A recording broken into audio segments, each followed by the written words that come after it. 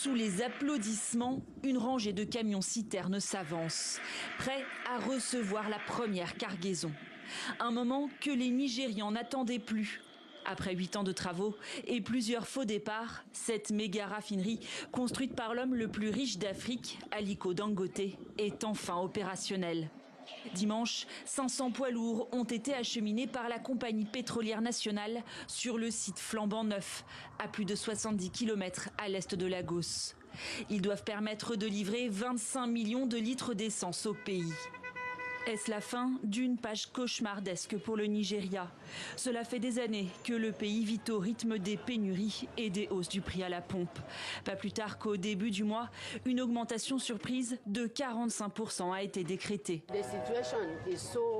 La situation est tellement mauvaise, j'en ai marre.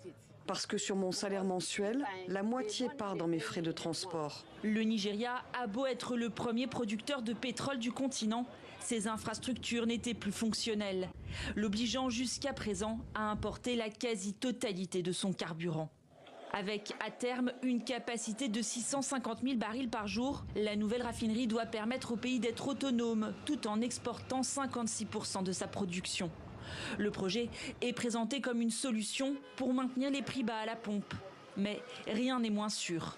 Concernant les prix, je ne peux rien dire, car nous ne contrôlons pas les prix. Ils sont contrôlés par la compagnie NNPC. Nous verrons ce qu'ils feront. Notre rôle est de garantir que la production est disponible.